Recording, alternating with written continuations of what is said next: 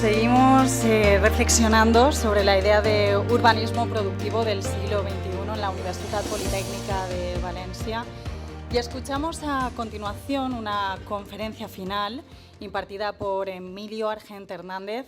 Él es arquitecto y subdirector general de urbanismo de la Generalitat Valenciana.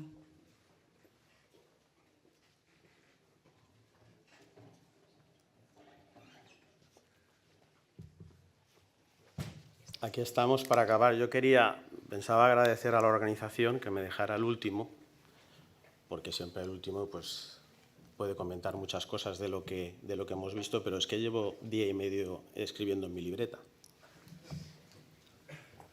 Entonces, vamos a ver, yo había preparado una presentación sobre una base y me he ido notando cosas, y hoy ha sido también la explosión. Y, bueno, lo primero me voy a definir como arquitecto del siglo pasado, pero he de decir que hace 10 días di una conferencia sobre perspectiva de género. A ver, creo que se pasa así. Vale. Bueno, las conclusiones son las mías finales. Eric Gelen está preparando las conclusiones del Congreso. Pero yo iba a hablar un poco de cómo está la normativa. No hemos hablado mucho del decreto ley que se aprobó recientemente, el de simplificación, y quería ver un poco, plantear cómo tenemos la normativa actual. Bueno, ahora veremos. Pero, digamos, sobre la marcha de todo lo que he ido anotando, pues vamos a ver.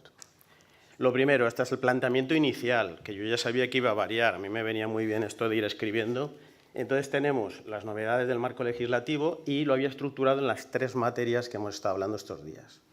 Las conclusiones, insisto, son las mías, que al final lo que voy a hacer es, en principio voy a ir incorporándolas dentro de mí. Vale, aquí tenemos cuál es el marco normativo. Esto lo dice el legislador, no lo digo yo no voy a echar la culpa. El legislador, en el decreto ley de simplificación, dice que la ley, la 7/2014, ha sufrido 10 modificaciones hasta el texto refundido. Y ese texto refundido luego sufrió 8 modificaciones. El legislador en ese decreto ley lo dice porque, bueno, hay ciertas incoherencias en el propio texto refundido. Tuvimos problemas para coordinar, y eso lo sabe Fernando, ciertas incoherencias. De esas modificaciones hay buenas y hay modificaciones pues malas. Yo, como vengo de urbanismo, y aquí está Vicente García Nebot, he de reconocer que desde el punto de vista urbanístico se hicieron buenas modificaciones. Ahí luego veremos el PTE. Veremos el PTE y varias cosas más. Algunas cosas de la SECUP, etcétera. ¿De dónde, no voy a poner, aquí no somos malos y buenos, pero dónde nos están viniendo todos los problemas que nos estamos dando cuenta ahora? Pues de la parte de territorio. La parte territorial sí que hizo modificaciones que, en vez de agilizar y dinamizar, que era un poco la intención que teníamos desde la Dirección General de Urbanismo, pues planteó ciertas modificaciones que, bueno, aparecerán, pero que todos conocéis. A pesar de todas esas modificaciones que se iban produciendo con toda la buena intención, lo claro y lo evidente, y lo hemos visto, es que los procedimientos de aprobación de planes y autorizaciones urbanísticas se dilatan en el tiempo. Eso es clarísimo. Llevamos día y medio hablando de este tema. Y que la regulación es demasiado rígida y no da adecuada respuesta a todas las problemáticas. Yo he estado muchas veces ahí y esto es como el Día de la Marmota. Otra nueva ley. Otra vez, la gente en la calle, cuando les dices es que vamos a aprobar una nueva ley, vamos, eso es lo que dice. Bueno, pues, pero es que tenemos que dar soluciones, así no podemos seguir. Y hay una incoherencia en la normativa urbanística tal como la vemos desde el punto de vista actual. Por eso planteamos una consulta pública previa, un anteproyecto de ley, en el que pedimos, este es uno de los primeros foros después de que saliera a exposición al público, está ahí la página web donde se puede presentar, sugerencias. Se publicó el día 18 de septiembre, en principio es un mes, pero bueno, como no lo vamos a sacar ya, pues id aportando, pedimos que nos aportéis sugerencias, porque ya en un día y medio hemos visto muchas sugerencias. En este día y medio hemos hablado de directrices, que eso ya lo habló, es verdad, María Ángela de la Cruz ya lo dijo, con la agenda urbana, las directrices, baño, con el plan general estructurante, más allá del plan general estructural. Desde luego, de la LUB a la LOTUB fue un cambio, no fue un cambio, porque la LUB ya decía que tenía que haber una ordenación estructural, que era la competente en la Generalitat para aprobar, y una ordenación pormenorizada para intentar, dividir el documento en dos, porque efectivamente todas las determinaciones no lo puede decir el plan. La figura que dice Fernando es clara, ese camión lleno de cosas, eso no puede ser un plan general. Ayer se hablaba de un vagón con muchos trenes. Es que estamos de acuerdo, lo podemos definir de muchas formas. Entonces, definió estructural y pormenorizada. Bueno, eso lo hizo la LOTUB. Podemos ir más allá. Y yo lo que no, por favor, concierto previo no. El concierto previo, se ha comentado también, es hacer dos planes. El primero, el concierto previo, solo sirvió para hacer las reclasificaciones posteriores. Y una vez que se aprobaba el concierto previo, se aprobaban reclasificaciones posteriores y nunca se aprobó después un plan general. Bueno, se aprobaría alguno. ¿Vale? Con lo cual, mira, voy anotando cosas aquí. Concierto previo, no. En cuanto a las sugerencias del plan general, por supuesto para municipios pequeños, pero la LOTUB, la del 14, la original, es un buen modelo. Podemos optar por ir modificándola en las cuestiones que vayamos a modificar. La propia LOTUB ya tiene consideraciones para los municipios pequeños. ¿Hay alguna modificación que se ha hecho posterior? Bueno, pues municipios que están con grandes zonas protegidas o grandes zonas forestales o medio natural en el interior de la comunidad, pues a eso no le vamos a exigir la zona verde. Ahora tenemos también una necesidad, y es a los municipios con riesgo de despoblamiento. Estos tienen que tener un tratamiento distinto, desde documentación, contenido documental, a determinaciones. Se ha ido liberando. La verdad es que la LOTUB ya ha liberado de documentos de contenido. Cuando habla de documentación de un planeamiento general, no dice tanto. Lo que pasa es que lo hemos ido cargando con otras cuestiones y con informes sectoriales, que de eso ya hablaremos luego. Bien, pues municipios pequeños, visto. El análisis lo tenemos visto ya. Hemos visto todas las alternativas, muchas alternativas. Yo solo planteo una que le gustará a Vicente García Nebot por esto de la digitalización. No tiene nada que ver con lo que has dicho, pues ya lo tenía pensado. Solo nos falta meter en un ordenador todos los informes sectoriales, en la propuesta del ayuntamiento, la propuesta de todos, y apretar un botón y que la inteligencia artificial nos saque la aprobación. Yo voy a ver si lo conseguimos, pero bueno. Bien. Dicho esto, después del análisis que se ha hecho este día y medio, y con la exposición de Fernando, que bueno, la conocemos porque hablamos y la comentamos y la sufrimos, pues la verdad es que luego, cuando he oído a Alejandro defender el plan como lo has defendido, me he venido arriba. Yo estoy de acuerdo contigo. Entonces vamos a intentarlo, tenemos que intentarlo, es que no tenemos otra. Es decir, salvo que decidamos, efectivamente, en este proceso que vamos a pensar y que estamos a vuestra disposición, y vamos a ver todas las sugerencias. Al final, pues optaremos por un modelo rupturista, un modelo, insisto, que yo también estoy por la labor de que la ley del 14 se puede modificar, es una buena ley. Bueno, pues eso tenemos que decidir. Al final, como dice Fernando, el plan está enfermo.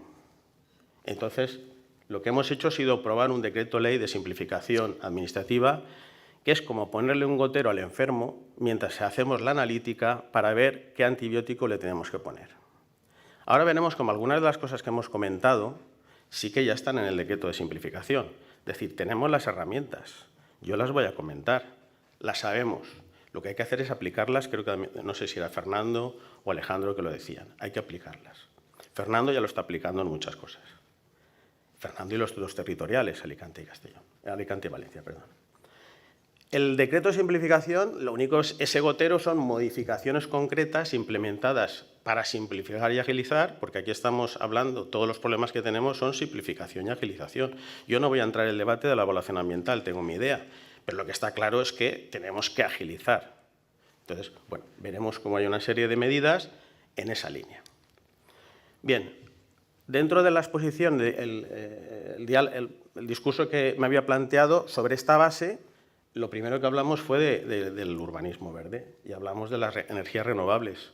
Ahí Óscar es el experto, no pudo el hombre decir todo lo que tenía preparado porque es mucha materia. Pero efectivamente hubo una modificación en el 20. Está la ley de base. Se modificó en el 20. se modificó en el 22. Y al final, lo que es evidente es el párrafo final. No estamos cumpliendo, no llegamos. O sea, ha habido un agravio con otras comunidades autónomas donde se aprobaban las plantas fotovoltaicas y aquí no. No es un tema. Hemos ido en el decreto de simplificación más allá. Y creo que no iba más allá yo. No iba más porque en principio Óscar es el que iba a comentarlo. Pues se han intentado eliminar trabas burocráticas, normativas, cuestiones para intentar agilizar. En principio parece que se han agilizado los trámites. Se comentó lo de la planificación territorial de las fotovoltaicas y ahí enlazo también con los planes generales.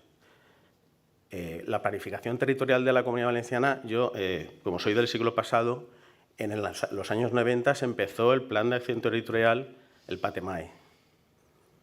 Ese plan murió.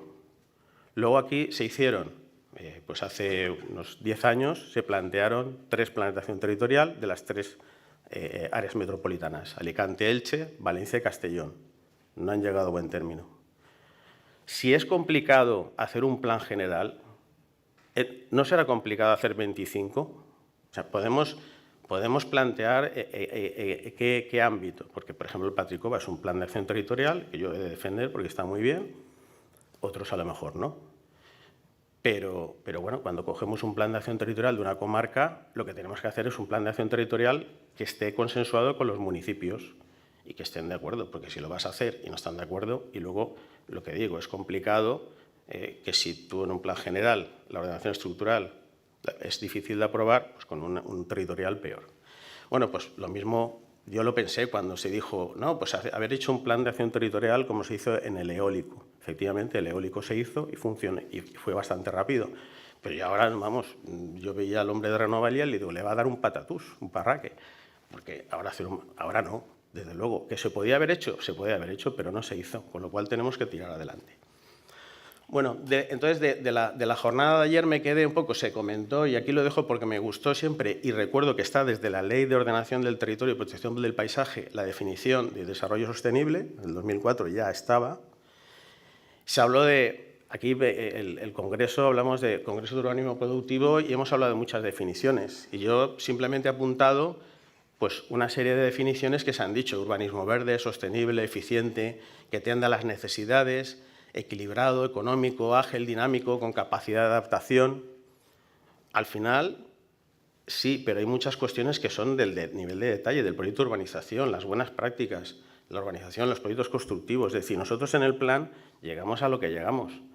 Aquí hay que diferenciar las escalas. Un plan general, insisto, no lo puede tener todo. Un catálogo, como yo he visto, no puede decir que se catalogue una aldaba de una puerta.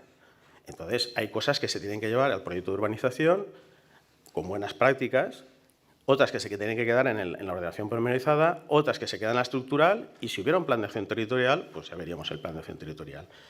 Un poco lo dejo como sugerencia.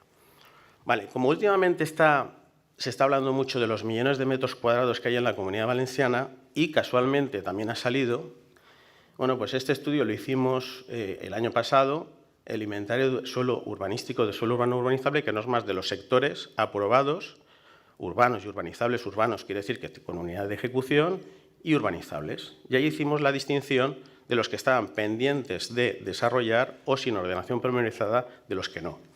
Ese número ha salido y es que ha salido en prensa recientemente. Pero claro, es lo que dice, también lo decía Alejandro Escribano, los sectores están donde están y a lo mejor ahora ya no valen. Pero es que hay más cosas, es que el Patibel ha actuado sobre la franja de los 2.000 metros y hay sectores que en teoría están desclasificados.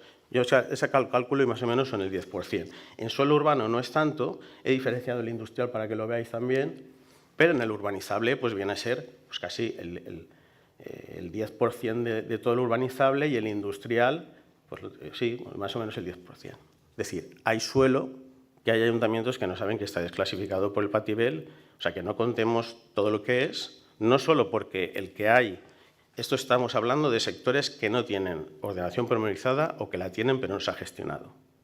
Entonces, están donde están, ha habido algunos que se han aprovechado, por ejemplo, Edwards ha aprovechado uno, se podrán aprovechar algunos, pero otros no, y otros ya están desclasificados. Bien, pues cambiando de tema, voy a pasar a los proyectos estratégicos. Y los proyectos estratégicos, como insisto que soy del siglo pasado, me gusta la historia.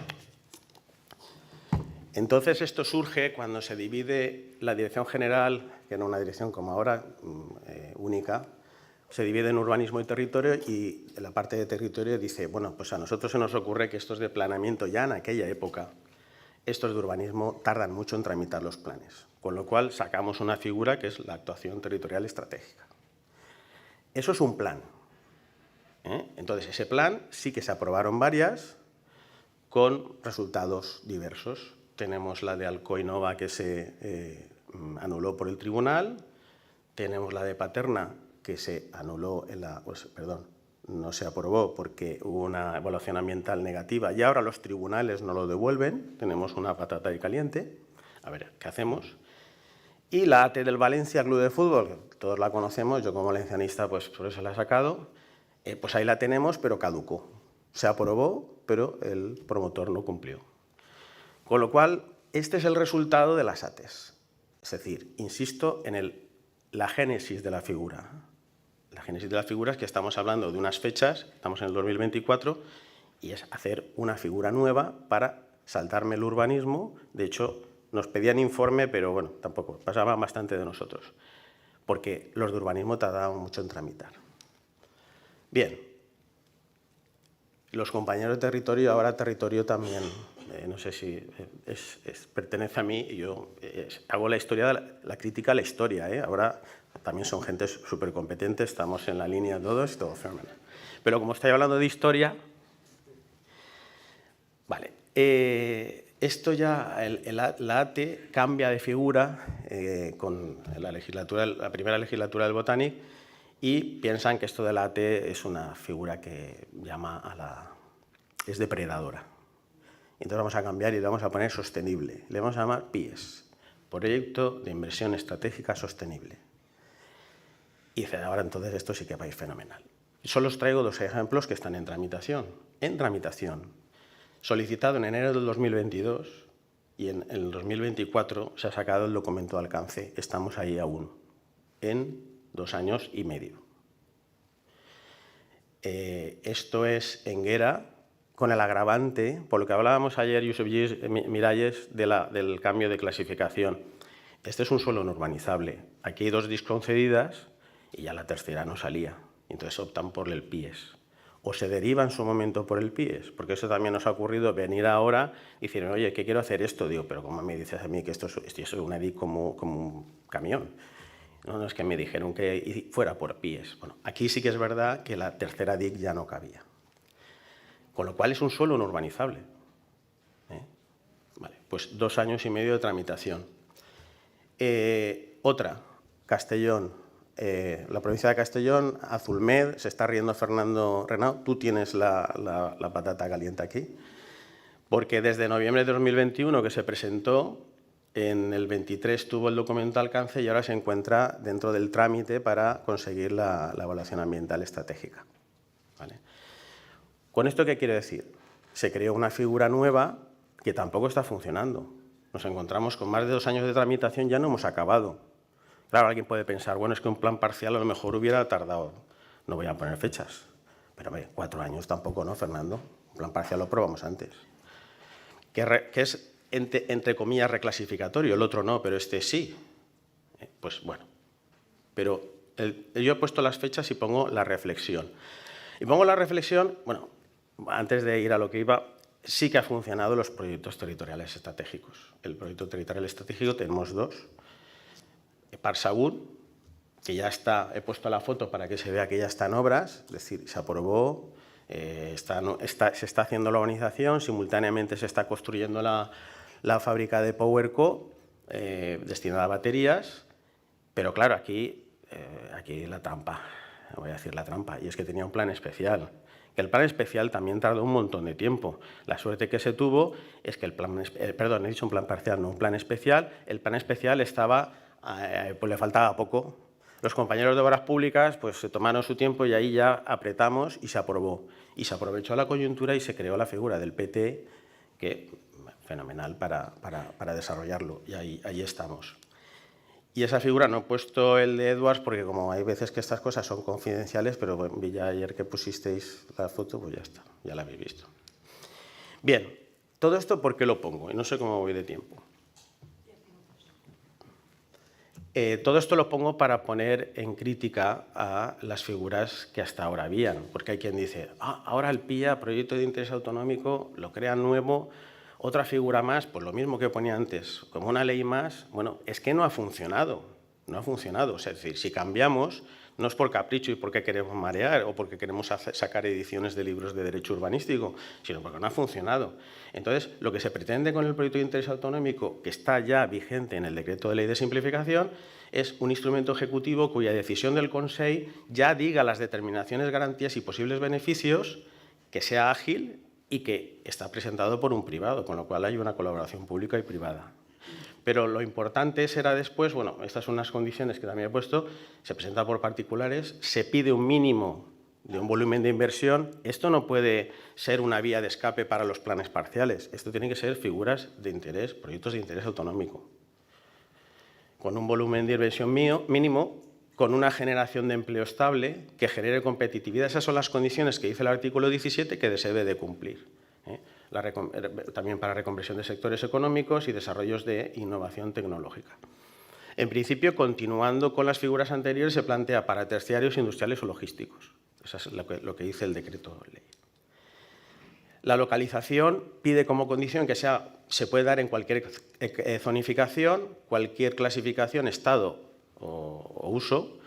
¿Por qué? Porque el PIA nos va a cambiar. Si hace falta, si hiciera falta, y ahí hilo con la intervención de ayer, si hiciera falta, se podría cambiar la clasificación, pero no tiene por qué. Yo aquí recuerdo, y lo dije ayer, me acuerdo de la ley del 92, estamos hablando de la ley del 92, siglo pasado, 1992, del suelo no urbanizable que planteó la DIC, del artículo 20, una DIC especial, que se han hecho algunas, y bueno, es parecido a esto, y no cambiaba la clasificación del suelo, era en un suelo no urbanizable, pero era un proyecto.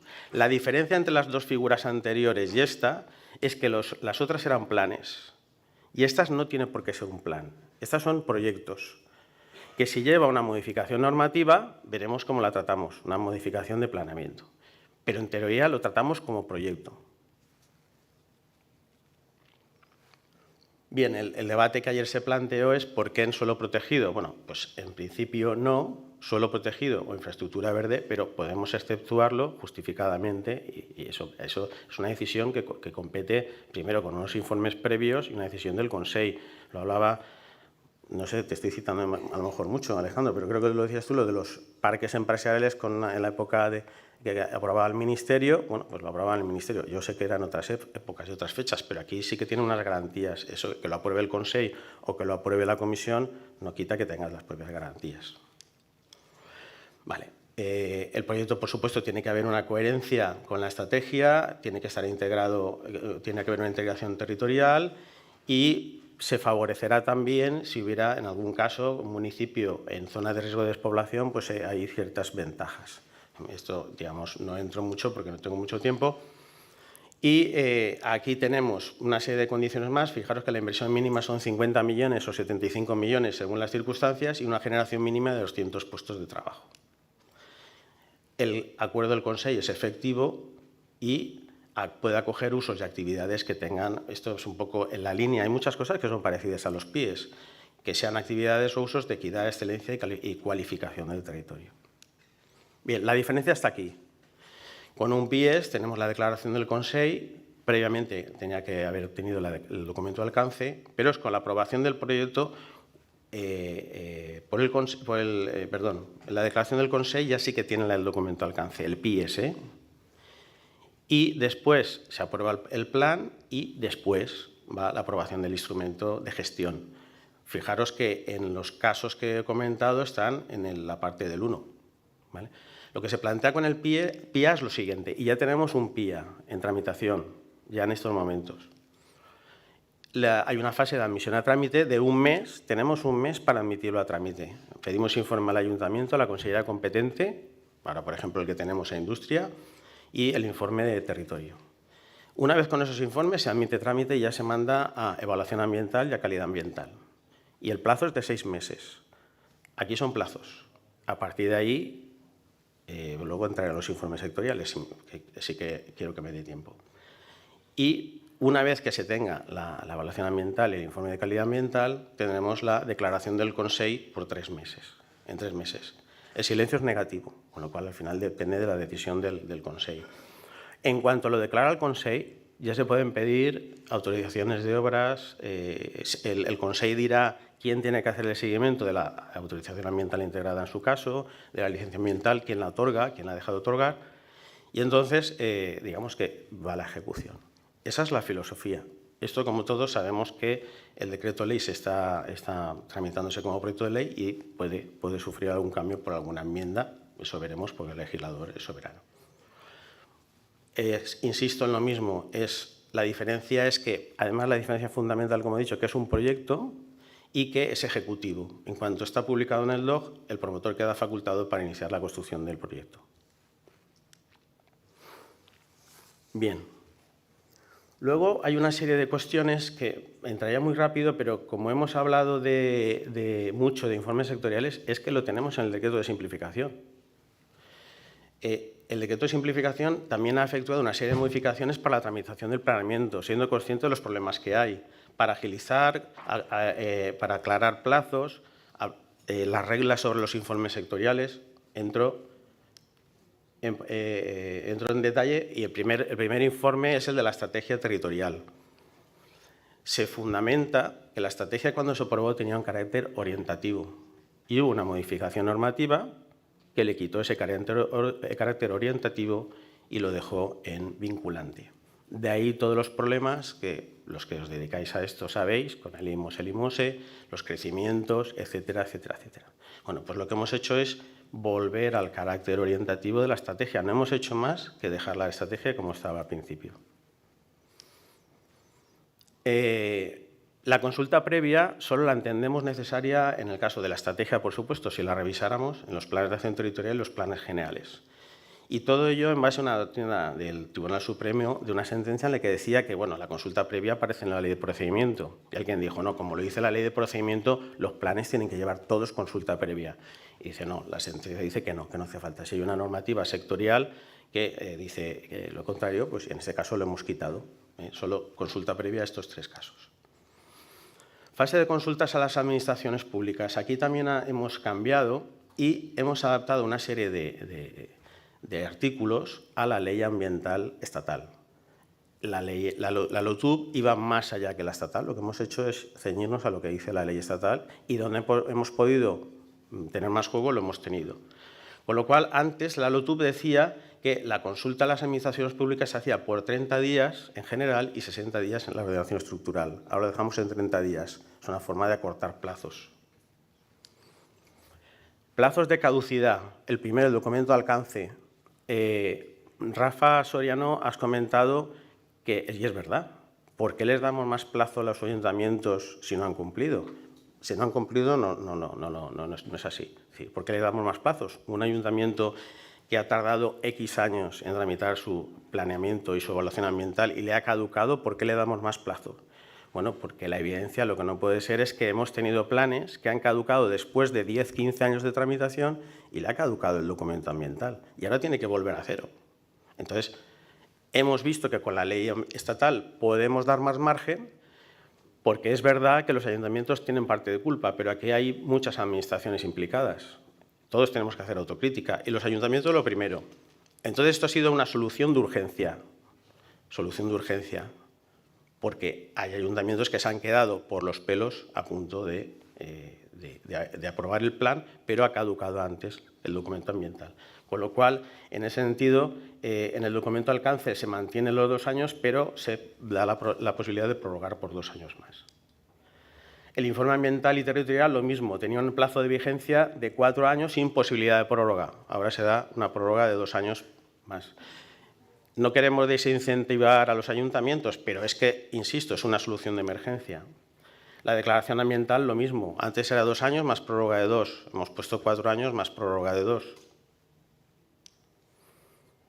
Las reglas de los informes sectoriales. Fernando lo ha comentado. Fernando lo está aplicando en sus procedimientos y en los actos territoriales también. El plazo en los autonómicos son de 1 mes. Y si transcurrido el plazo no está el informe, se continúa.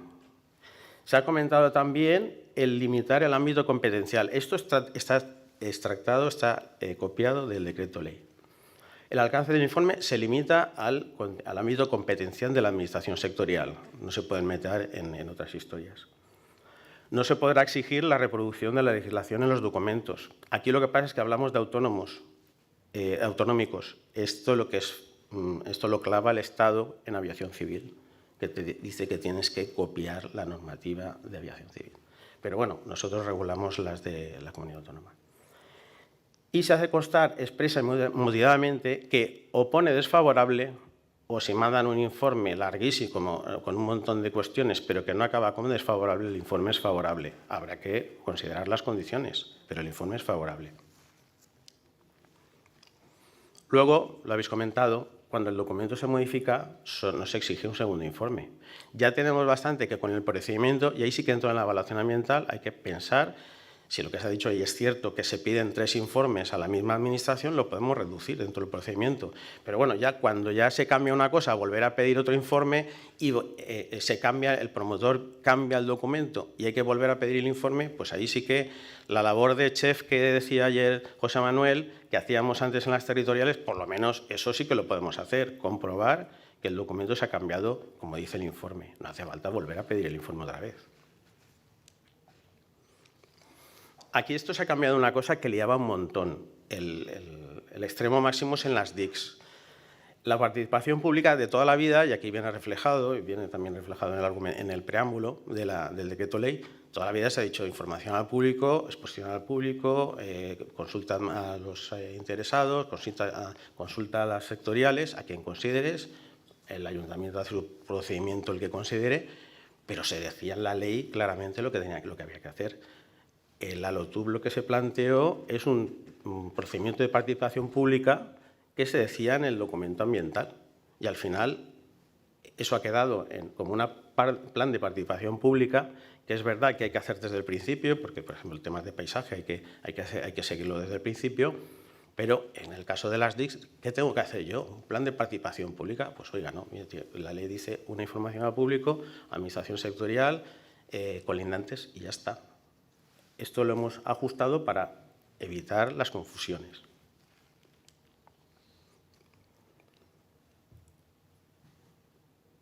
Bien, esto en principio va en la misma línea. Vale, y ya acabo. El decreto ley no es suficiente, es el gotero que está manteniendo al enfermo esperando que lleguen las analíticas. Hemos hablado del modelo de planeamiento. Hemos hablado, hay que vaciar de determinaciones el plan. Cuanto menos tenga el plan, menos tendrán que informar las administraciones sectoriales y menos cuestiones tendremos que ver. Yo ahí también entraría en las normativas sectoriales. A lo mejor ahora hay una Dirección General de Simplificación, tengo a mi director aquí.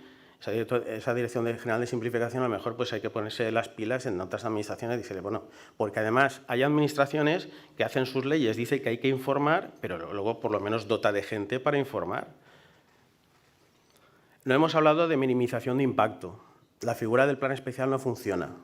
Hemos ido por la línea de la subvención y ni aún así. Es decir, sí, tenemos planes especiales, aún no se han aprobado ninguno, pero bueno, ¿por qué falla? Lo tenemos claro. Porque es un plan. Si las individualizadas funcionan. ¿Por qué? Porque es un proyecto de obra, un proyecto de calle, un proyecto de llevar la infraestructura. Pero el plan no funciona. Y no lo digo por evaluación, porque evaluación estáis sacándolo muy rápido como simplificada. Hemos hablado algo de vivienda pública, pero bueno, esa ley también tiene que prever cómo abordamos el tema de la vivienda pública. Y si no queremos crecer y queremos ir a crecimientos, que es lógico, tenemos que ver también que no han funcionado las actuaciones de rehabilitación urbana. ahí hay también que darle una vuelta. Es decir, nos hemos centrado estos días en varias cuestiones, pero faltan muchas más. La ley es mucho más compleja. Ojalá tuviéramos una ley como la RAU, juntamos la RAU, la Ley del Suelo Urbanizable y algo de territorio, y en un folletito pequeño solucionábamos todo. Pero bueno, esos eran otros tiempos y ahora sí que tenemos que hacer una normativa del siglo XXI.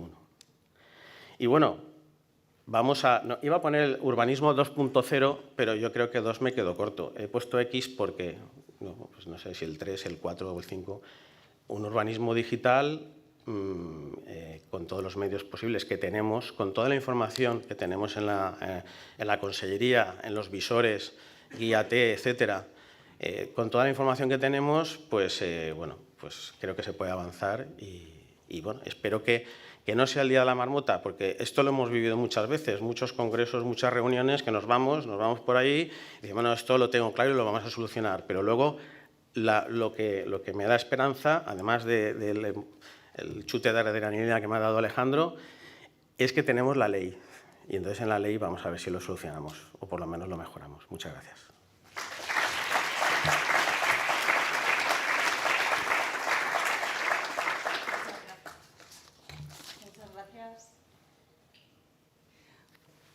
Muchas gracias. Contamos con 10 minutos para coloquio.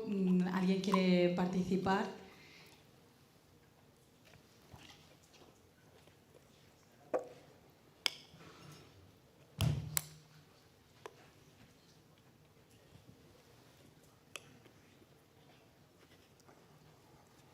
Gràcies.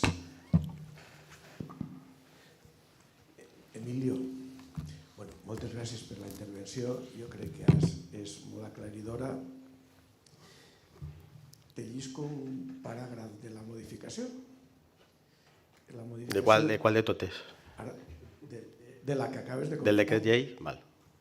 De la modificació de l'article 44, que està en la llei de simplificació administrativa, modificació de l'article 44 del text reforç de la LOTUB, quan parla en el punt 3G.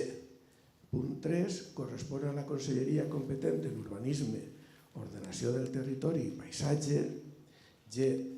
Assumir les competències municipals en matèria de tramitació i aprovació de programes d'actuació integrada o aïllada i també d'atorgament de llicències, autoritzacions o permisos vinculats a actuacions urbanístiques amb un elevat grau d'impacte supramunicipal lligades a projectes d'interès autonòmic amb l'audiència prèvia als municipis afectats. Els projectes a vegades seran projectes d'interès autonòmic, però a vegades si la pròpia llei, el propi text està parlant de la possibilitat de plans parcials que afecten a... No, ¿dónde pone plan parcial? Bueno, si s'ha de fer un PAI, programa de actuación integrada. No, una actuación integrada. En principio, eso es una posibilidad. Los que ahora se han hecho no llevan una actuación integrada porque son propietario único. Pero ¿y qué problema hay? Es decir, al final es como si un plan especial hecho por la Generalitat, Parsagún se hizo por la Generalitat y se hizo una actuación integrada. Y lo hicimos nosotros. Y si hubiéramos dicho, hágalo usted ayuntamiento, ¿por qué no? Es decir, al final son temas de gestión. Lo importante, fíjate ahí, lo importante es la actuación, dónde está, su evaluación, su implantación. Insisto que no tiene por qué su clasificación y luego vemos cómo lo gestionamos. Si es un propietario único no hace falta nada. Es decir, por ejemplo, todas las DICs del artículo 20, y perdonad, insisto que soy del siglo XX, me voy al artículo 20, pero en estas también, propietario único no hace falta nada. Pero ¿y si planteamos un proyecto de interés autonómico como está Parsagún? El tema es que Parsagún, claro, lo hemos hecho con un plan especial, pero ahora imagínate que no lo queremos hacer con un plan especial y viene una actuación y dice, yo es que tengo unas industrias auxiliares que se tienen que implantar, porque esto funciona así. Danone era un artículo 20 y tenía la fábrica y luego alrededor los proveedores. Entonces, ¿qué problema hay? Y si se plantea con la directriz de la consellería, porque es una actuación prioritaria. Estamos hablando de un proyecto de interés autonómico. No pueden ser 40. Esto está claro que no puede ser una vía libre para los planes parciales. Eso estamos de acuerdo. Pero sí, hay quien dice 2 al año, 1, 3, no sé cuántos en la legislatura. Planteemos excepcionalmente, si llega ahora la Ferrari como se planteó en su momento, y la Ferrari tiene, pues lleva hoteles y lo que sea, ¿por qué no se puede hacer una actuación integrada? No sé. Es que debemos dejar la puerta abierta. Si lo cerramos, luego nos encontraremos que habrá que hacer una modificación. Entonces tenemos que pensar a lo grande, con todas las garantías. Si te ves el decreto de ley, con todas las garantías de sostenibilidad, ambientales, etcétera. Lleva su evaluación ambiental, lleva sus informes de calidad ambiental, en el caso de que sean, porque está pensado también para industrias, llevará su trámite de autorización ambiental integrada, de licencia ambiental, el que sea. Se verá caso a caso, pero no es un tema de que, además, es que es la comunidad autónoma, es que el Consell, ya lo que no puede hacer el Consell es hago este sector y luego que se aprovechen otros terceros, eso no lo va a hacer. Però anem a veure. Tu mateix has tret l'article on es diu que els projectes d'interès autonòmic en l'àmbit de despoblament directament, implícitament, ja ho són. No, yo no he dicho eso. Si lo he dicho, no lo he dicho bien. Quiere decir que tienen ciertas... el artículo 17 plantea unas obligaciones para el PIA. Entonces, esos municipios en riesgo de despoblamiento, como se está fomentando esos municipios, pues se le puede eximir de ciertas cuestiones. Pues a lo mejor, no sé si recuerdo que era de la generación de empleo o a lo mejor de la inversión, de algunas cuestiones, o del emplazamiento. A lo mejor tienes... Hay municipios de interior, lo he comentado antes, que son todo o parque natural, no voy a entrar en parque natural, aunque parque natural tiene la zona dura y luego la zona de amortiguación, pero tiene zonas forestales, tiene el DIC, CEPA, ahí se pueden hacer cosas. Entonces, claro, ahí, pues a lo mejor por ser un municipio de riesgo de despoblamiento del interior, pues podemos permitir ese PIA, y es una de las excepciones que planteamos en el suelo protegido y en la infraestructura verde. Eso es lo que quería decir cuando hablaba de municipios en riesgo de despoblamiento. Emilio, llisco l'article tal qual està. En el cas que la iniciativa d'inversió, perquè és una iniciativa particular, és un particular que presenta una iniciativa, el projecte en la seva documentació. En cas que la iniciativa d'inversió es projecte en algun municipi o zona en risc de despoblació, el projecte portarà implícit el caràcter d'interès autonòmic, sense que siga necessari complir amb els requisits mínims d'inversió o de generació d'ocupació. Lo que he dicho yo. Siento ser todo el rato la mosca que va detrás de todos los participantes, sobre todo del público, pero nos quedan solamente 5 minutos de coloquio. Hay una participación aquí, así que cerraremos con esta participación. Lo mío es una pregunta. Es decir, en el decreto de simplificación, que tiene por objeto simplificar la tramitación administrativa, una parte donde se produce un cuello de botella es en el tema de los informes sectoriales con motivo de las consultas ambientales que tiene que hacer el órgano ambiental, ¿no? Miro para allá, pero bueno, puede ser también cualquier ayuntamiento, ¿no? Me llama mucho la atención porque dice, el texto de la ley dice, se consultará a las administraciones públicas afectados sectoriales y personas interesadas. Cuando vas al concepto de personas interesadas, te remite a la ley de procedimiento administrativo común.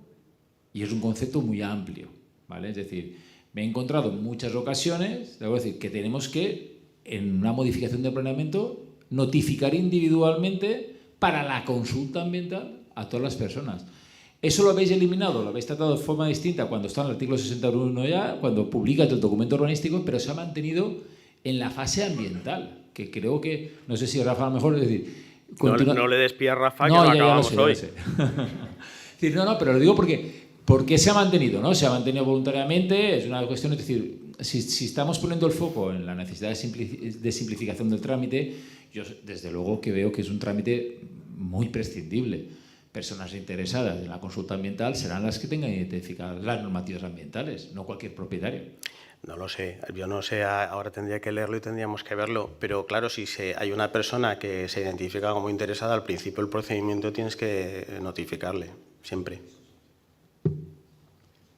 Otra cosa es que Eso no quiere decir que tengas que notificar a todos los ciudadanos del municipio. Bueno, pues no sé, yo creo que eso ya es una lectura muy... No sé. Nosotros no lo entendemos así, desde luego. Cerramos aquí el coloquio. Muchísimas gracias por esta conferencia a Emilio Argente Hernández, arquitecto y subdirector general de Urbanismo y Territorio de la Generalitat Valenciana.